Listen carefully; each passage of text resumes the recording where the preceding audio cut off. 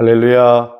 아멘. 자, 우리 인사 나눌까요? 사랑합니다. 축복합니다. 은혜 받고 들어갑시다. 사랑합니다. 축복합니다. 아멘. 조금 자리를 좀 이동할까요? 제 이리 보면 너무 틀어져가지고 이렇게 좀 오셨으면 좋겠어요. 두 분 다. 네. 네, 감사합니다. 자, 벌써 26년도 절반이 다 지나고 이제 7월 달이잖아요. 7월 달인데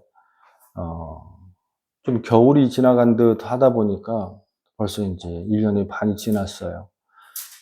들려오는 여러 가지 성도님들이나 또 지인들의 이 말씀을 들어보면 26년도에 새로운 지도자도 나왔고 또 새해가 밝아서 희망자에 갔지만 참 어려운 일들을 참 많이 듣는 것 같습니다. 삶이 너무 어렵고 또 힘들다는 말씀을 들어서 저도 그렇지 비슷합니다. 사는 것이 다. 그래서 오늘은 함께 주님 이 땅을 살아가는 신앙인들이 좀 더 힘을 얻었으면 좋겠습니다라고 기도하는 가운데에 오늘은 요한계시록 말씀을 함께 좀 나누길 원합니다. 요한계시록 우리 1절부터 4장 1절부터 11절의 말씀. 인내하는 성도에게 보여주시는 하늘, 인내하는 성도들에게 보여주시는 하늘이라는 제목을 가지고 함께 말씀을 좀 나누기를 원합니다.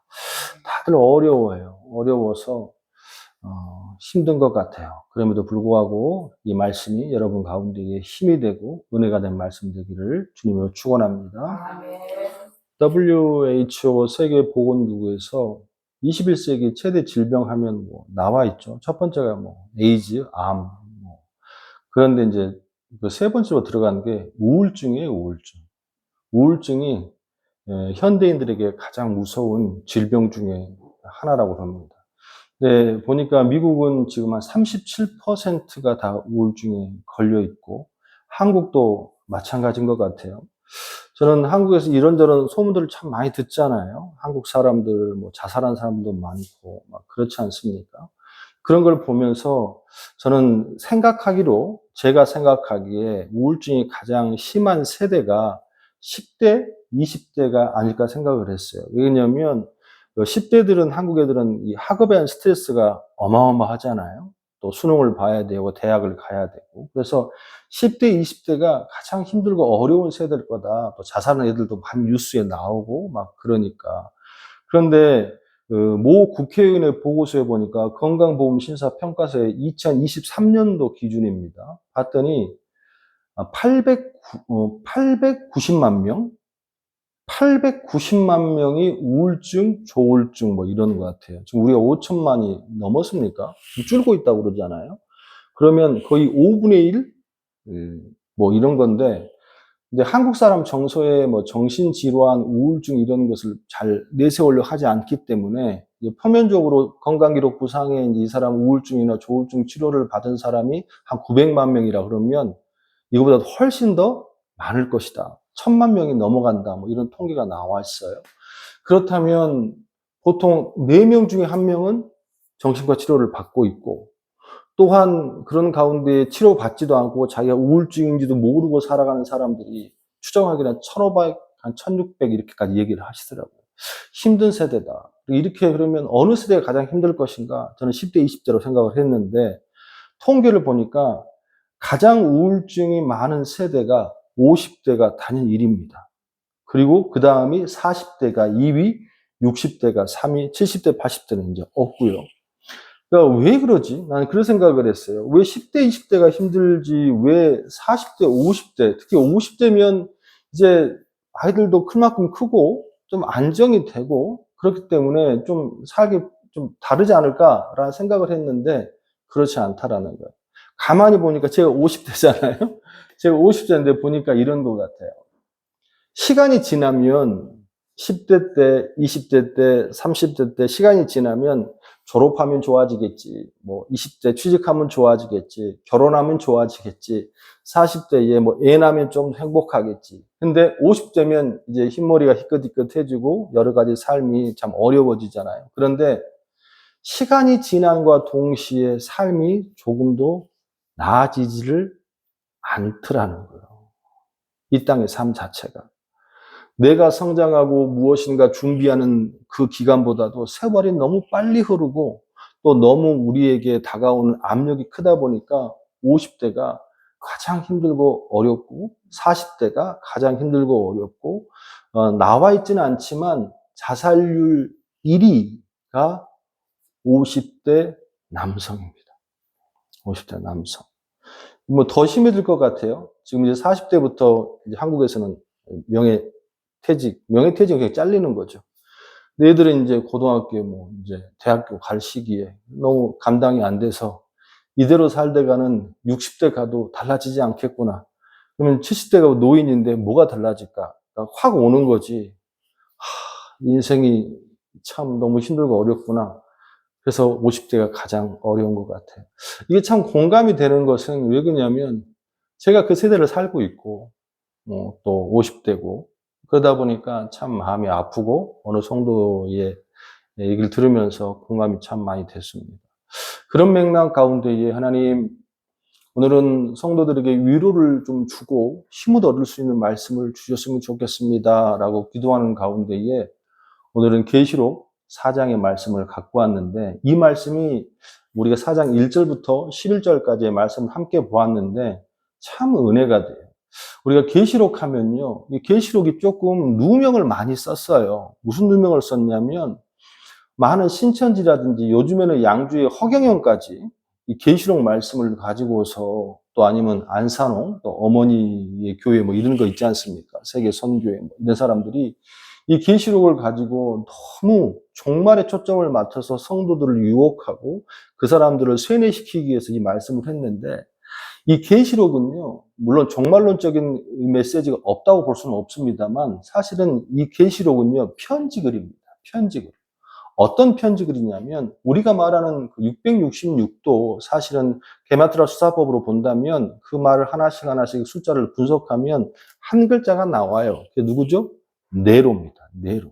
즉 다시 말해서 그 당시에 요한이 이제 마지막으로 남아있는 예수님의 제자잖아요. 기록으로는 요한을 죽이려고 했는데 죽이지 못해서 반모습으로 유배되는 상황인데 결국에는 그 상황 가운데 한 명 남은 예수님의 제자인 요한을 통하여서 이 계시록을 하나님께 주신 이유는 뭐냐면 많은 초대교회들이 어려움을 당합니다. 로마의 핍박을 당하고 예수 믿는 것으로 어려움을 당하는 그 순간에 이 마지막인 제자인 이 요한이 하나님의 예수님의 말씀을 받아서 편지를 쓰기 시작합니다. 그래서 소아시아 교회에 편지를 보내죠. 그게 바로 요한계시록이에요. 또한 이 말씀 가운데에 종말의 시제도 담아져 있고 미래 시제도 담아져 있습니다. 근데 저는 항상 드리는 말씀이 그래요. 우리가 종말의 때를 짐작하고 조심히 살아가는 건 중요하지만 여러분들에게 항상 드리는 말씀, 우리가 예수님이 다시 오실 때를 알아요? 알 수 있어요? 모르는 것을 자꾸 그걸 예측하고 맞추려고 할 이유가 하등 없습니다. 왜 그러냐면 다른 사람이 아니라 예수님이 직접 둘이 밭을 가다가 하나는 올라가고 둘이 맷돌을 갈다가 하나를 올라가. 근데 중요한 건 종말에 예수님이 하나님이 재림하시는 그 순간에 그때를 안다면 누가 맷돌 갈고 있고 누가 밭을 갈고 있습니까? 이 말씀은 뭐냐면 종말의 때를 모른다는 거예요. 그러니까 너희는 알 필요도 없다라는 거예요. 그래서 루터는 그런 말을 했습니다. 내일 지구에 종말이 온다 할지라도 나는 오늘 한 그루의 사과나무를 심겠다라고 했어요. 이게 신앙의 핵심이에요. 이걸 잘못 알고 있더라고요. 이 말씀이 스피노자의 명언이 아니고 이 루터의 묘비에 써 있는 말입니다. 그래서 루터가 스피노자보다 훨씬 더 앞에 사람이거든요. 중요한 건 뭐냐면 이 말씀 가운데에 그리스도인들의 신앙의 삶이 그대로 적혀 있어요. 내가 내일 종말이 온다 할지라도 그리스도인들은 그걸 준비하기 위하여서 뭐하고 아니라 그냥 날마다 예수님을 기다리는 마음으로 신앙의 기본기를 가지고 그냥 오늘을 어떻게 평범하게 살아가는 것이다. 그게 종말론적인 가장 중요한 핵심의 포인트라는 거예요. 오늘 그런 맥락 가운데서 오늘 말씀을 바라보면 이 4장의 말씀이 참 은혜가 돼요. 왜 은혜가 되냐면, 계시록은 제가 예전에 한 7년 전인가요? 이 계시록을 1장부터 마지막까지 다 강의를 했던 걸 기억하는데, 그 1장부터 3장까지의 말씀을 보면 계시록 총 4가지의 환상으로 이루어져 있습니다. 첫 번째 환상의 권면의 말씀이 1장부터 3장까지 소아시아의 7개 교회에게 한 교회 한 교회 다 뭐 하시죠? 지적하시고 칭찬하시고 이건 이래 저건 저래 말씀하시고 줬던 게 첫 번째 환상에 들어가요. 거기에. 그리고 난 다음에 이제 두 번째 환상으로 넘어가기 전에 이제 4장으로 들어가면 한 가지 에피소드, 이걸 삽입장이라고 그러는데 하나님께서 어떻게 됩니까? 요한을 하늘로 불러 올리십니다. 불러 올리셔서 왜 불러 올리셨냐면 이런 거예요. 이 말씀은 지금 누구에게 주는 말씀이라고요? 그 당시 초대교회를 살고 있는 사람들에게 주는 말씀이에요. 근데 이 말씀이 왜 중요하냐면 그 당시 어마어마한 핍박을 당하고 있거든. 예수를 믿는다는 이유로 직장을 잃고 제사를 몰수당하고 심지어는 콜로세움의 사자의 밥이 되고 부모가 보는 앞에서 자녀의 목을 베어가는 현실을 지금 목도하고 있는 현실입니다. 카타콤으로 막 기어들어가는 그런 현실을 갖고 있어요. 그런 성도들에게, 그런 초대교회 7교회들에게 또 퍼져있는 디아스포라들에게 위로를 주시기 위해서 4장은 지금 요한을 하늘로 불러 올리셔서 요한의 눈으로 대표적으로 하늘에는 이러한 것들이 있어. 이러한 모습이 있어. 너희가 낙심하지 마. 너희가 어려움을 이길 수 있어. 라고 하시면서 위로의 장이 4장이랍니다. 할렐루야. 성경을 읽으실 때는요, 뭐 1독했어요, 2독했어요, 통독했어요. 다 좋아요. 많이 읽으시면 좋죠. 근데 그보다 더 중요한 건 뭐냐면 알고 읽어야 된다. 그냥 무조건 문자를 그냥 읽는 것으로 끝나는 것이 아니라 문맥을 보고 또 그 문맥이 어떤 의미를 갖고 있는지 말씀을 보면 성경만큼 재미있는 것이 없다. 할렐루야. 그런 맥락에서 4장 우리 함께 나누었던 방금 읽었던 4장은 하나님께서 핍박을 받고 어려움을 당하고 아무런 낙이 없는 그 교회 성도들에게, 초대교회 성도들에게 또 2000년을 살고 있는 우리들에게 위로와 은혜를 주시는 말씀인데 많은 은혜거리가 있겠지만 이 두 번째 환상에 들어가게 된 이 4장의 말씀 속에 주시는 첫 번째 은혜, 또 우리에게 주시는 말씀에 대한 위로는 뭐냐면 먼 관점에서 인생을 바라보지 말고 주님의 인도하심이 지금 너희 시각에서만 있는 것이 아니라 먼 관점에서 하나님이 보고 있고 하나님의 인도하심이 있다는 걸 보라는 거예요. 즉 다시 말해서 내 눈의 앞에만 보는 것을 보지 말고 조금 올라가서 위에서 바라보면 훨씬 더 우리의 삶 가운데에 길이 열린다는 은혜가 있습니다. 무슨 말이냐? 등산을 하다 보면 길을 잃을 때가 있습니다. 근데 우리는 뭐 등산이라고 해봤자 뭐 그냥 산보죠. 길 잃을 일은 없어요. 근데 전문 산악인들은 정말로 높은 산을 올라가잖아요. 간혹 가다 길을 잃을 때가 있습니다.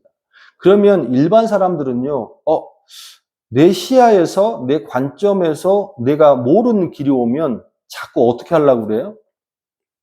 내려가려고 그럽니다. 빨리 하산하려고 그래요. 그래서 자꾸 밑으로 내려갑니다. 그러면요, 길을 절대 찾지 못한다면, 저는 잘 모르겠어요. 그게 뭐죠? 그 룰이더라고요.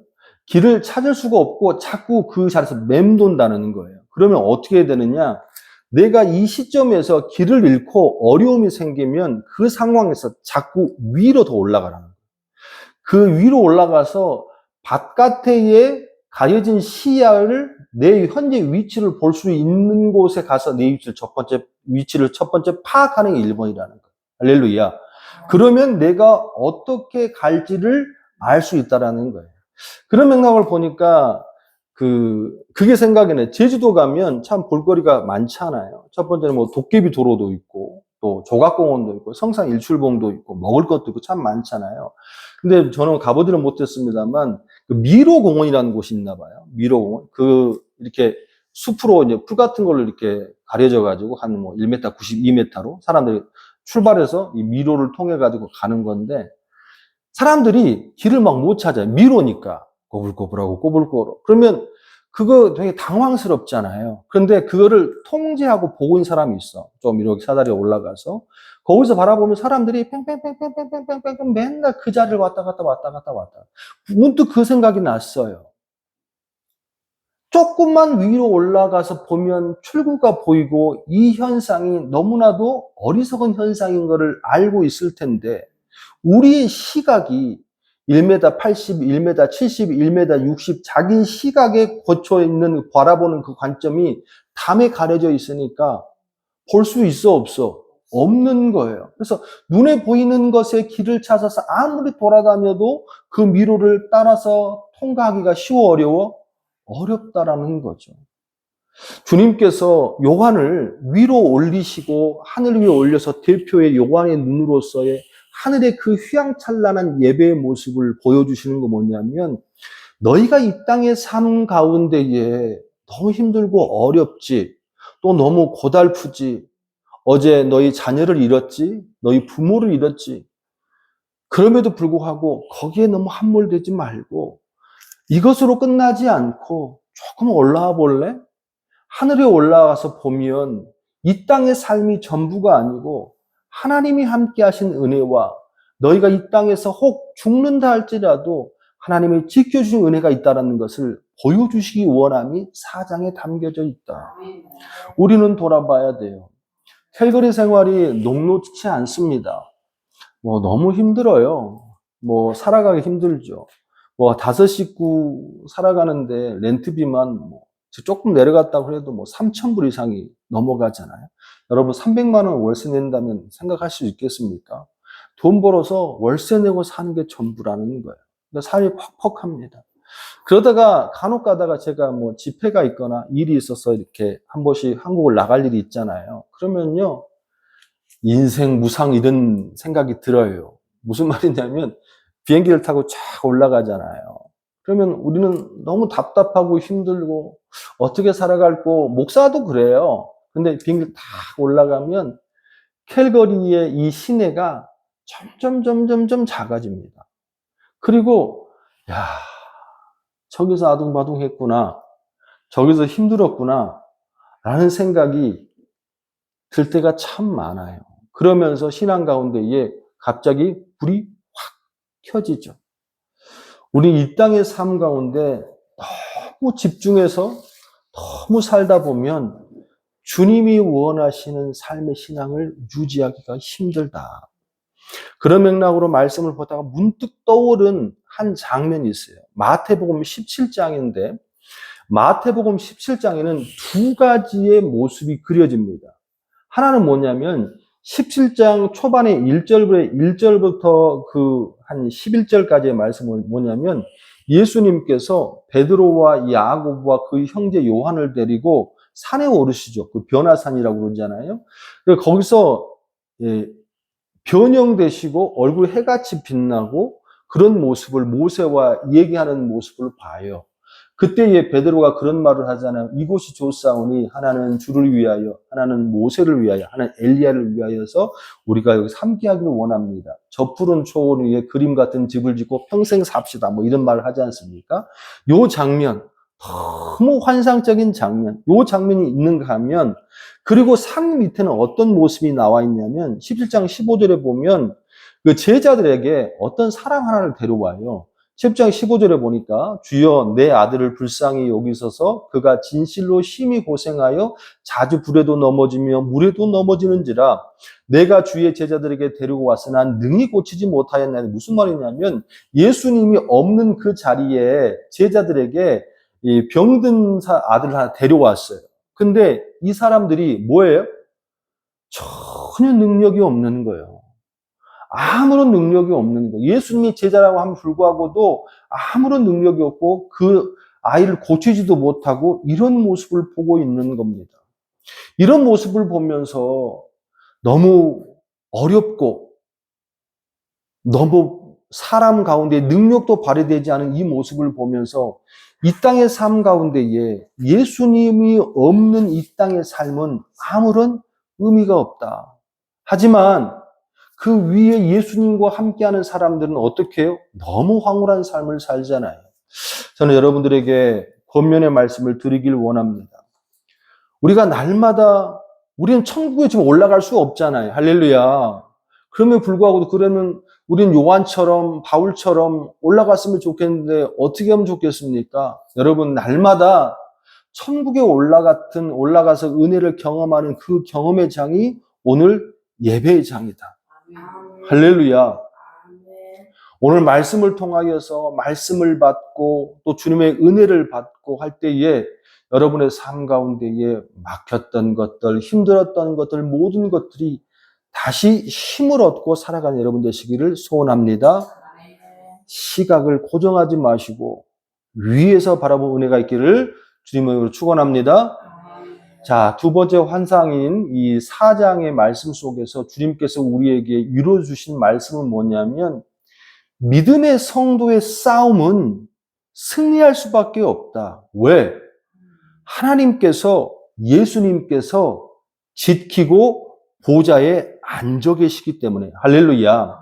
이게 무슨 말이냐? 삶 가운데 힘들고 어려워요. 그럼 우리가 싸운다고 생각하잖아요. 우리가 힘들다고 생각하잖아요. 도울 사람이 없다고 생각하잖아요. 근데 주님께서 뭐라고 말씀하시냐면 그거 아니야. 이 싸움 너희가 싸우는 거 아니고 내가 싸우는 거야. 내가 지키고 있어 라는 것이 이 4장에 담겨 있어요. 우리 4장 2절 말씀을 볼까요? 잘 따라오셔야 돼요. 원문이 좀 들어가니까. 시작. 내가 곧 성령에 감동되었더니 보라 하늘의 보좌를 베풀었고 그 보좌에 앉으신 이가 있는데 오늘 본문에 가장 먼저 이리로 올라와 천국에 올라가서 예배의 모습을 바라보면서 그려진 게 뭐냐면 예수님께서 하나님께서 어디에 앉아 계세요? 보좌에 앉아 계십니다. 그냥 지나갈 수 있는데 의미가 있고 이게 주님께서 의도가 있는 모습이라는 거예요. 왜? 창조주이신 우리 하나님께서 예수님께서 왜 보좌에 앉아 계실까? 이 모습이 저는 궁금한 모습으로 다가왔거든요. 근데 중요한 건 이 모습에는 의미가 있어요. 이 보좌라는 이건 뭐냐면 누구를 상징할 때에 쓰는 단어예요. 그게 뭐냐면 로마의 황제 도미티안이 앉아 있는 것을 그 당시 사람들은 보좌라는 같은 단어를 쓴 거예요. 근데 주님께서 앉아 계시는데 그 보좌가 지금 어떻게? 하나님께서 앉아 계신 걸로 되어 있어요. 이 말은 뭐냐? 지금 이 땅 아래에 누가 보좌에 앉아 있어? 인간의 절대 권력자인 로마 황제 도미티안이 앉아 있잖아. 그런데 그 보좌는 진짜 보좌가 아니야. 내가 진짜 보좌에 앉아 있어. 지금 슬픔을 당하고 어려움을 당하고 박해를 당하지만 이거는 진짜 오래가지 않아. 천상의 모든 세계와 온 우주를 창조하신 주님께서 어떻게 너희의 보좌에 앉으신 왕으로 있어. 속지 마! 라고 말하는 거예요. 두려워하지 마. 이 모든 것은 내가 너희에게 함께 하시고 도미티안이 앉아있는 그 보좌는 어떻게? 진짜 보좌예요? 거짓 보좌예요? 거짓 보좌다. 할렐루야. 그런 맥락 가운데 말씀을 보면 곳곳에서 우리 하나님께서 진짜 왕이셔. 진짜 구세주가 되서라고 말씀한 것이 이 4장에 곳곳에 나와 있는데 계시록 4장 11절에 보니까 이렇게 되어 있습니다.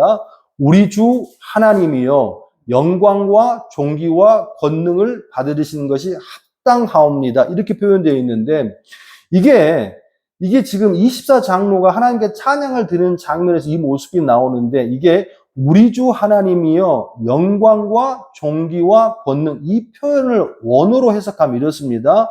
우리 주 하나님의 에이토스 아이 그 다음에 영광과 존귀와 권능은 오나스톤 아이오논 이런 단어인데 이거는 뭐냐면 의도적으로 주님께서 이 단어를 써서 해놓은 거예요. 이게 뭐냐? 이 단어를 누구에게 찬양을 드리고 누구를 경배할 쓰는 거냐면 하나님을 찬양하고 쓰는 단어가 아니고 사실은 그 당시 도미티안 로마의 황제한테 그는 우리 주 하나님이시고 영광과 존귀와 권능을 받으기에 부족함이 없습니다. 사람들에게 그에게 경배할 때 썼던 단어가 이 단어라는 거예요. 이 단어를 의도적으로 지금 하나님께서는 본인에게 하기를 원하시고 본인을 쓰고 있다라는 거예요. 그럼 뭘 말하느냐? 너희들이 지금 말하는 도미티안 황제의 영광과 존귀와 권능을 말하는 거, 그가 하나님이라고 말하지만 그 하나님은 진짜 하나님이 아니야. 그는 절대 신이 아니야. 인간일 뿐이야. 할렐루야. 그렇게 말씀하시면서 오직 이런 권능과 이런 존귀와 권능을 받을 대상은 누구밖에 없어? 나밖에 없어. 나밖에 없어. 할렐루야. 5장 6절에도 보니까 내가 보니 보좌와 내 생물과 장로들 사이 어린 양이 서 있는데 일찍이 죽임을 당한 것 같더라. 오늘 4장이 아니라 그런 맥락으로 보니까 5장 6절에서도 지금 보니까 뭐가 나와요? 어린 양이 서 있다란 말이 나오잖아요. 이 어린 양이라는 단어도 굉장히 중요한데 보통 헬라어로 어린 양을 표현할 때 쓰는 단어가 프로바톤이라는 단어입니다. 프로바톤. 이 단어가 뭐냐면 성경에 계속 구약에서 나오는 이 어린 양은 어떤 어린 양이면 문설주에 그 피를 바른 자는 모두 살아남을 수 있는 희생 제물이 된 어린 양이에요. 즉 다시 말해서 이 어린 양은 어떻게 대속 제물, 십자가의 제물, 지금 누구를 말하는 거예요? 예수 그리스도를 말하는 어린 양을 말해. 이걸 프로바톤이라는 거예요. 그래서 대부분 예수님을 표현하고 어린 양으로 표현할 때는 다 프로바톤이라는 단어를 씁니다. 근데 오늘 특이하게 제가 원문 성경을 보니까 이 5장 6절에 보니까 프로바톤이라는 단어를 안 썼어요. 프로바톤 단어를 안 쓰고 5장 6절에 보니까 아르나오이라는 단어를 썼거든. 이 단어는 뭐냐면 계시록의 구약에 나와 있는 어린 양이 아니에요. 십자가의 대속 제물로 된 어린 양이 아니에요. 조금 어려워요. 그래서 할 수밖에 없어. 따라오셔야 돼. 이거는 대속 제물의 어린 양이 아니라 이 아르나오이라는 어린 양은 뭐냐면 죄에서 우리를 구원해준 대속 제물에 대신에 프로바톤을 넘어서 3일 만에 부활해서 불의에서 탈출하시고 모든 죄를 누르시고 승리하신 어린 양을 말할 때만 쓴 게 아르나온이에요. 이게 많이 쓰진 않는데 지금 여기에 예수님 5장에서 예수님께서 어떻게 뭘로 표현하셨어요? 승리하신 어린 양. 할렐루야. 우리는 이게 아무런 감흥이 없지만 그 당시에 이걸 받고 2000년 전에 초대교회 성도들은 뭐냐? 예수님이 죽고 어린 양으로 끝나서 대속 제물이 아니라 그걸로 끝난 게 아니구나. 우리 예수님께서 끝까지 우리를 뭐 하시는구나? 도우시는구나. 회복해 하시고 살리시는구나. 라는 의미가 계속 이 사장에 다 담겨 있다라는 거예요. 할렐루야. 여러분의 삶 가운데 이게 항상 들어오고 사탄이 우리에게 항상 요구하는 건 뭐냐면요. 절망이에요. 두려움입니다. 무서움입니다. 우리 월세 못 내면 어떻게 하지? 우리 돈 떨어지면 어떻게 하지? 병 걸려 죽으면 어떻게 하지? 이거 여러분의 마음에서 나오는 마음 아니에요. 주님께서는 너희에게 주신 건 사랑과 온유와 평화의 마음이라고 그랬어요. 그러면 그 마음 속에 여러분 그리고 건강에 너무 밀착해서 사는 사람들 이거 신앙 없음이에요. 회개해야 합니다. 죽고 사는 모든 문제는 누가 해결하시는 거예요? 하나님이 하시는 거예요. 지금 유튜브나 모든 미디어에서 막 너무너무 건강이 대하여서 이거 다 사람들을 속이고 있는 사단의 노름이라는 것을 절대로 잊지 않으셔야 합니다. 신앙이 있는 사람들, 믿음을 갖고 있는 사람들은요, 두려워한 마음이 아니라고 그랬습니다. 무서워하는 마음이 아니라고 그랬어요.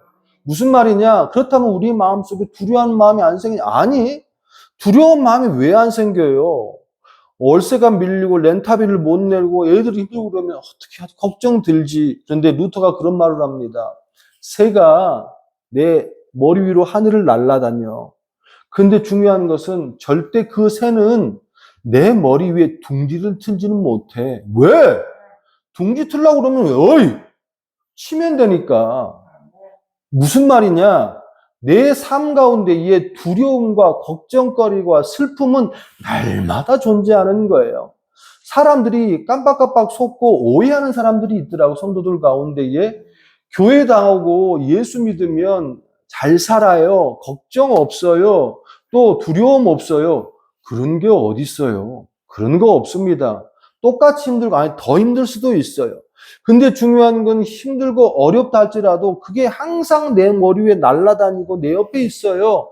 그런데 그러한 것들이 내 머리로 내려와서 둥지를 틀고 헛짓을 하려고 했을 때에 어떻게 합니까?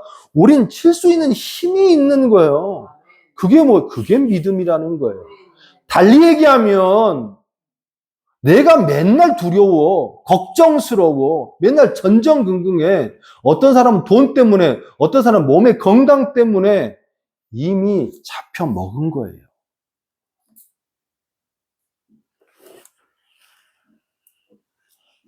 사탄은 그러죠. 우리의 귀 속으로 건강 잘 챙겨야 돼. 돈 관리 잘해야 돼.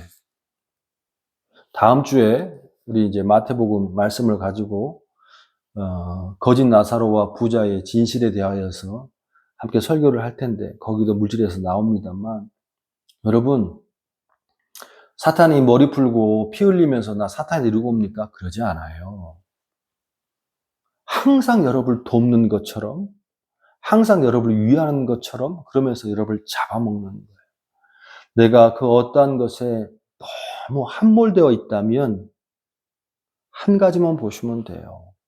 그게 목사든 아니면 어린아이든 성도든 이미 내 신앙이 하나님을 믿는 마음보다도 더 사탄에게 잡혀가고 있구나. 그렇게 힘들고 어려운 초대교회 성도들에게 주님께서는 어린 양의 단어도 바꿔주시고 또한 그 당시 도미티안이 말하는 경배와 찬양 이 모든 것을 직접 주님께서 쓰심으로 말미암아 걱정하지 마. 내가 싸워줄 거야. 내가 이길 거야. 하면서 위로를 주고 계신 줄로 믿습니다. 할렐루야. 이렇게 말씀을 마무리하고 그러면 우리의 삶 가운데에 걱정하지 말아야지. 시각을 높은 데서 봐야지. 함께 권면하고 갔으면 좋겠다. 또 이렇게 권면해야 되겠다. 은혜를 주셔서 마무리했는데 근데 이게 진짜 중요한 포인트가 하나 있더라고요. 이게 뭐냐면 우리 4장 8절 말씀 한번 볼까요? 4장 8절 요거 하고 마무리할게요. 자, 시작. 네 생물은 각각 6 날개를 가졌고 그 안과 주위에는 눈들이 가득하더라. 그들이 밤낮 쉬지 않고 이르기를 거룩하다, 거룩하다, 거룩하다. 주 하나님 곧 전능하신 이여 전에도 계셨고 이제도 계시고 장차 오실 이시라. 아멘. 이게 지금 천상 가운데의 지금 예배의 모습인데 보좌의 중앙에 계시고 네 생물이 있어요. 네 생물이 이제 나오잖아요. 여러 가지 모습이 나와요. 근데 이거를 저는 별로 설명하고 싶지 않아요. 왜 설명하고 싶지 않냐면 사실은 이게 뭐 중요하지 않습니다.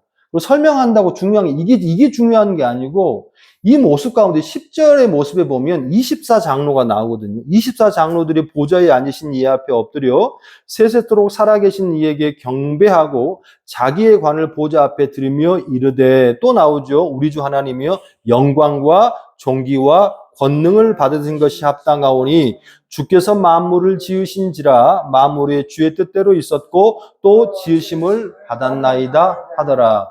그냥 넘어갈 수 있어요. 근데 하나님께서 참 저를 사랑하셔서 항상 은혜되는 것을 그냥 열어서 나에게 보여주시는 것 같아요.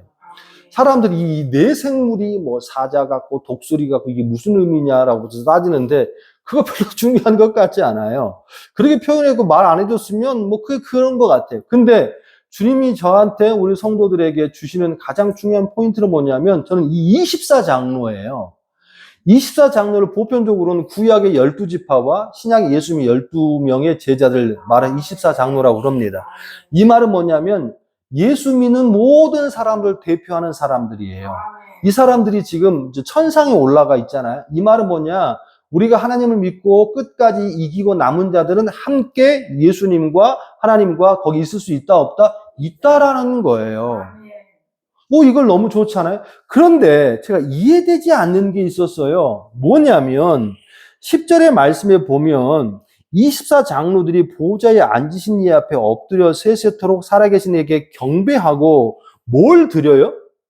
자기의 관을 보좌 앞에 들으며 이르되 그러니까 24장로들이 다 24명의 장로가 머리에 관을 하나 쓰고 있어. 그 관을 벗어가지고 다시 반납하는 거예요.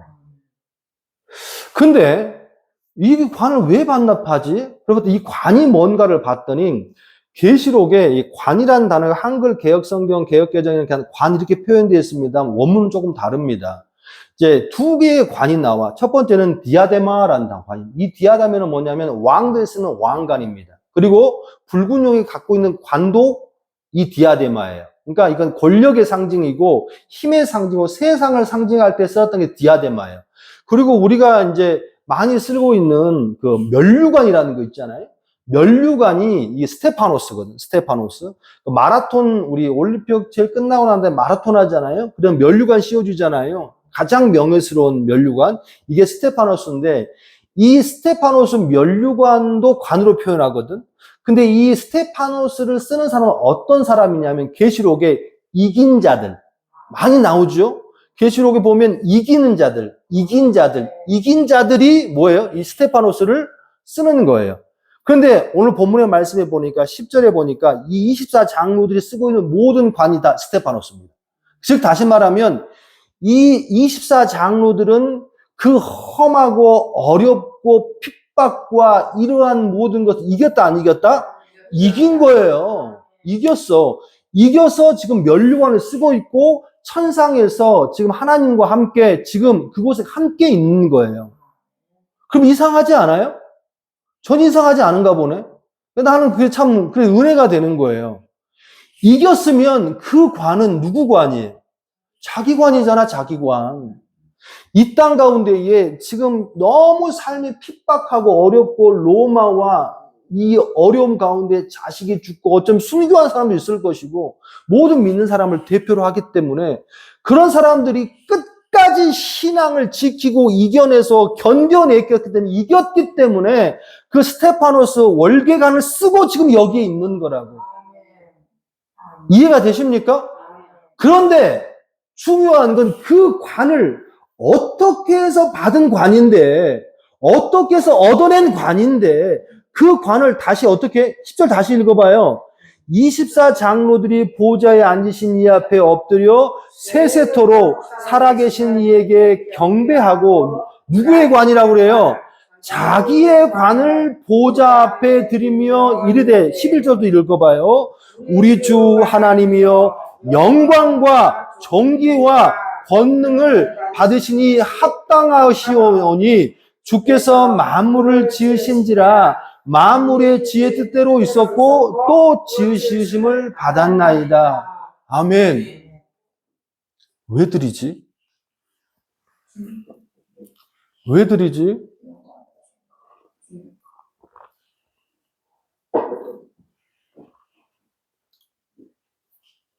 저는 신앙 가운데에 은혜와 깨달음을 받습니다. 우리는 말씀을 보면 또 말씀을 들으면 결단해요. 이렇게 살아야지. 먼 관점에서 봐야지. 하나님이 위로하시고 인도하시면 잊지 말고 살아야지. 라고 하는데 이긴 자들이 그렇게 해서 살아서 이긴 자들이 그래서 따낸 그 면류관을 반납하더라는 거예요. 그러면서 영광과 존귀와 감사는 오직 주님만 받으소서라면서 드리더라는 거예요. 이게 무슨 말이냐면 이런 겁니다. 24장로들이 그 관을 드린 이유는 뭐냐면 주님, 내가 한 게 아닙니다. 내가 노력한 게 아닙니다. 내가 이 관을 받을 수 있었던 것은 힘들고 어려울 때 내 노력, 내 도구, 내 어떤 열심이 아니고 그 순간순간마다 주님께서 우리에게 뭘 주셔서? 은혜를 주셔서 나를 버틸 수 있는 말씀을 주셔서 나를 살아갈 수 있는 아버지께서 깨달음을 주셔서 내가 이 관을 받아 쓸 수 있었습니다. 그렇기 때문에 이 스테파노스 면류관은 내 노력으로 딴 것이 아니고 누구의 노력이요? 하나님의 열심이요. 주님의 믿음입니다. 그렇기 때문에 이 관은 내가 쓰고 있을 자격이 없습니다. 주님 앞에 올려드립니다. 그러면서 이 관을 드리는 거라는 거예요. 할렐루야. 신앙 가운데에 자기 열심으로 사는 사람들이 참 많은 것 같아요. 목회도 절대 안 되라면서 이거는 자기 목회면서 지 목회면서 하나님이 목회라고 거짓말치면 하는 사람 너무 많은 것 같아요. 제가 목회를 하면서 나이가 조금 들어가면서 하나 느끼는 건 있잖아요. 제가 뭐 개척 목회도 십몇 년, 부교육자도 몇 년, 또 캘거리 와서 하면서 제가 한 가지로 귀결되는 게 있어요. 신앙은요, 은혜를 안 쫓아가면 죽습니다. 날마다 내 삶 가운데에 주신 은혜를 발견하고 그 주신 은혜를 깨닫고 그 주신 은혜에 따라서 내가 순종하고 살 때에 우리는 뭐 할 수 있다? 이길 수 있다. 이게 4장 1절부터 11절까지 주님께서 그 모습을 통하여서 보여주시고자 한 진짜의 모습일 줄로 믿습니다. 아멘. 우리는 날마다 하나님이 원하시는 시각을 바라보면서 그분이 원하는 방법대로 살아갈 줄로 믿습니다. 재밌는 얘기 하나 나왔더라고요. 요거하고 마무리할게요. 미국에 한 소년이 길에서 $5짜리 지폐를 하나 주었대요. 땅바닥에서. 사람들이 막 칭찬을 합니다. 이야, 너 눈이 보배다. 어떻게 사람들 못 보는데 그걸 보고 주었니? 이 친구가 그게 얼마나 이제 기분이 좋아가지고 그때부터 땅을 보고 다니는 습관이 생겼어요. 그게 습관이 돼버렸어요. 그래서 일평생 동안 땅만 보고 다녔다고. 그래서 업적을 남겼어요. 진짜 있었던 건데 그 취미가 이제 땅에 떨어진 걸 줍는 건데 단추를 29,519개, 머리핀을 54,172개, 수천 개의 동전, 자질구레한 것들을 많이 주었답니다. 기록에 나와 있어요. 근데 있잖아요. 중요한 거 하나는 뭐냐면 그냥 그거 주고 끝난 거예요. 응? 우리는 뭘 바라보고 사는가에 따라서 우리의 인생이 달라질 수 있습니다. 아멘. 소원하고 축복합니다. 여러분은 지금 뭘 보고 계세요? 뭘 바라보고 계세요? 맨날 건강 유튜브만 바라보고 계십니까? 아니면 맨날 어떻게 하면 돈을 더 벌까 바라보고 계십니까? 그러면 절대로 이 땅 가운데에 평안은 없습니다.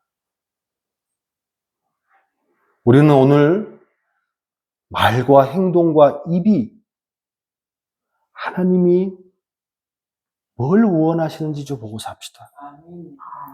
여기에 어린아이도 있고 또 70이 넘은 분도 계시고 다양하게 앉아 계십니다. 중요한 것은 있잖아요. 70이 넘었던 10살이 됐던 간에 그 사람이 바라보는 것이 하나님을 원해서 바라보는 목적으로 산다면 그 목적의 삶이 아무리 어린아이 할지라도 그가 옳은 인생이다. 아멘. 또 그 인생이 복되다라고 말하고 계십니다. 삶 가운데에 어려움 있죠? 힘듦 있죠? 근데 주님께서 말씀하시잖아요. 절대로 넘어지거나 낙심하지 마. 아멘. 이걸로 끝나지 않으니까 내가 널 도우니까 내가 은혜로 함께하니까 힘내라고 이 말씀 주신 줄로 믿습니다. 아멘. 오늘 한 주간 이 말씀을 듣는 모든 성도님들 힘내시고 은혜 받으시고 복된 한 주 되시기를 주님의 이름으로 축원합니다. 아멘. 기도합시다.